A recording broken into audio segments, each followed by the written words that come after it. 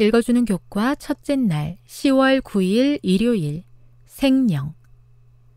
창세기 1장 24절에서 27절과 2장 7절, 19절을 읽어보라. 하나님께서 동물을 창조하신 방법과 인간을 창조하신 방법 사이에 어떤 유사점과 차이점이 있는가? 창세기 2장 7절은 인간의 본질에 대해 무엇이라고 말하는가? 창세기는 하나님께서 창조 주간의 6째 날에 육지 동물과 사람을 만드셨다고 선언한다. 성경은 여호와 하나님이 흙으로 각종 들짐승과 공중의 각종 새를 지으셨다고 말한다.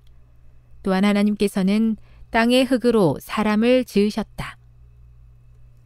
동물과 사람 모두 흙으로 만들어졌지만 사람의 창조는 두 가지 면에서 동물의 창조와 다르다.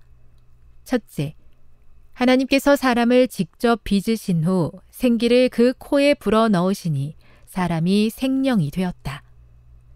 사람은 생명, 즉 살아있는 존재가 되기 전에 하나님께서 빚으신 육신의 모양을 갖추고 있었다.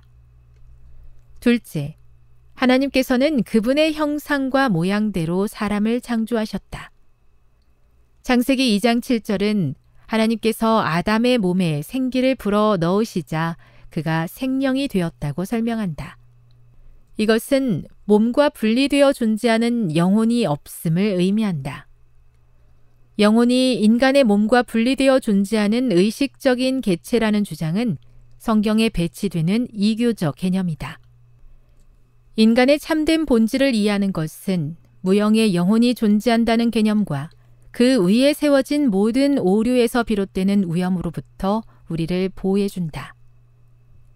인간 존재의 구성 요소 가운데 전 인격과 분리되어 의식을 갖고 독립적으로 존재하는 부분은 없다. 하나님께서는 우리를 놀라운 방법으로 창조하셨으며 우리는 성경이 특정한 주제에 관해 실제로 말하는 것 이상의 것을 추측해서는 안 된다. 생명의 본질 자체가 신비일 뿐 아니라 과학자들은 아직도 살아있다라는 말을 어떻게 정의할지 의견이 분분하다. 의식의 본질은 더더욱 신비롭다. 우리의 머리, 즉 뇌에 있는 몇 킬로의 물질 조직, 세포와 화학물질이 어떻게 생각이나 감정과 같은 비물질적인 것을 만들어내고 저장하는 것일까? 전문가들이야말로 이런 질문에 대해 인류가 정말로 아는 것이 거의 없다고 인정한다. 교훈입니다. 하나님께서 흙으로 사람을 빚으신 후에 그 속에 생기를 불어 넣으시자 생명이 되었다. 사람은 전인적인 존재로서 몸과 분리되어 별도로 존재하는 영혼은 없다. 묵상. 생명은 얼마나 놀라운 기적인가. 우리가 생명보다 더 큰 기적인 영원한 생명으로 인해 기뻐해야 하는 이유는 무엇인가? 적용. 참과 거짓이 혼합되어 우리의 분별력을 흐리게 할 때가 많습니다.